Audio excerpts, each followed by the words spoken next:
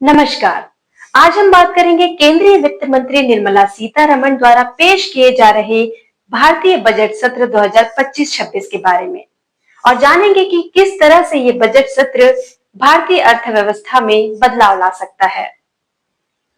इस बजट सत्र में सरकार ने कई महत्वपूर्ण फैसले लिए हैं, जैसे कि इलेक्ट्रिक वाहनों के लिए खनिजों पर कस्टम ड्यूटी पर छूट, ब्रॉडबैंड कनेक्टिविटी का विस्तार और स्वास्थ्य क्षेत्रों के लिए नया कदम। इसके अलावा सरकारी स्कूलों में ब्रॉडबैंड की सुविधा, लिथियम बैटरी के उत्पादन में सुधार और भारतीय बीमा क्षेत्र में एफडीआई सीमा को बढ़ाना भी अहम पहलू है। इस एपिसोड में हम बात करेंगे कि किस प्रकार से ये जो बजट है हमारे अर्थव्यवस्था को प्रभावित कर सकता है। देखिए ये रिपोर्ट। बजट 2025 में चौंकाने वाले ऐलान, क्या ये कदम बदल सकते हैं भारत की आर्थिक दिशा? वित्त मंत्री निर्मला सीतारमण ने आज 2025 से 26 के लिए केंद्रीय बजट प्रस्तुत किया, जो उनका लगातार 8वां बजट है। इस बजट में कई महत्वपूर्ण घोषणाएं की गईं, जिनका उद्देश्य देश के विभिन्न क्षेत्रों में सुधार और विकास को बढ़ावा देना है, जिसमें इंफ्रास्ट्रक्चर, मैन्युफैक्चरिंग, शिक्षा और कृषि शामिल हैं। इस बजट में देश भर में ब्रॉडबैंड कनेक्टिविटी को बेहतर करने की योजना बनाई गई है। सभी सरकारी स्कूलों में ब्रॉडबैंड कनेक्टिविटी दी जाएगी, जिससे डिजिटल शिक्षा और इंटरनेट का उपयोग बढ़ेगा। इसके साथ ही एक नेशनल मैन्युफैक्चरिंग मिशन बनाने की घोषणा की गई है, जिसमें क्लीन टेक्नोलॉजी को बढ़ावा दिया जाएगा।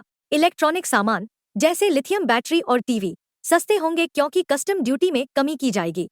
इसके अलावा इलेक्ट्रिक वाहनों ईवीज के निर्माण में आवश्यक खनिजों की कीमतें घटेंगी, जिससे इलेक्ट्रिक वाहनों की लागत कम होगी और उनकी खरीद को बढ़ावा मिलेगा।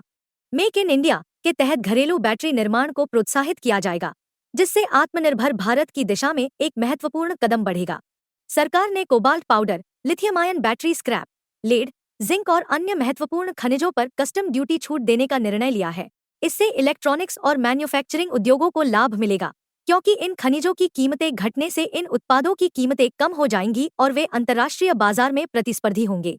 यह अक्षय ऊर्जा को भी बढ़ावा देगा, क्योंकि लिथियम आयन बैटरी का उपयोग ऊर्जा भंडारण में होता है।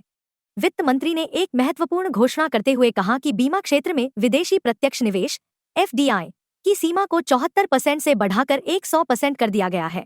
इससे निवेशकों के लिए नए अवसर उत्पन्न होंगे और भारत के बीमा उद्योग को वैश्विक स्तर पर मजबूती मिलेगी। वित्त मंत्री ने सरकारी स्कूलों में 50,000 अटल टिंकरिंग लैब्स की स्थापना करने की घोषणा की, जो अगले 5 वर्षों में विज्ञान और तकनीकी सोच को बढ़ावा देंगे।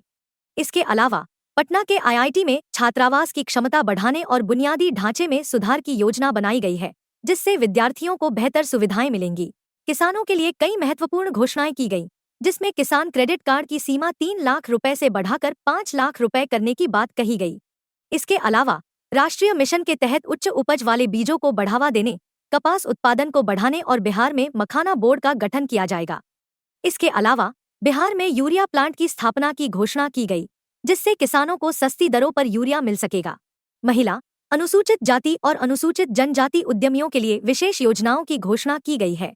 इसके तहत 5 लाख महिलाओं और अल्पसंख्यक समुदाय के उद्यमियों को 2 रुपए करोड़ तक का टर्म लोन मिलेगा। इसके अलावा ऑनलाइन कौशल विकास कार्यक्रमों के माध्यम से उद्यमिता और प्रबंधन कौशल को बढ़ावा दिया जाएगा। स्टार्टअप्स को मजबूत करने के लिए सरकार ने 10,000 करोड़ रुपए के अतिरिक्त योगदान के साथ एक नया फंड स्थापित करने की योजना बनाई है। इसके अलावा सूक्ष्म, लघु और मध्यम उद्यमों एमएसएमईज के लिए ऋण प्राप्ति को आसान बनाने के लिए 1.5 लाख करोड़ रुपए का अतिरिक्त ऋण उपलब्ध कराया जाएगा।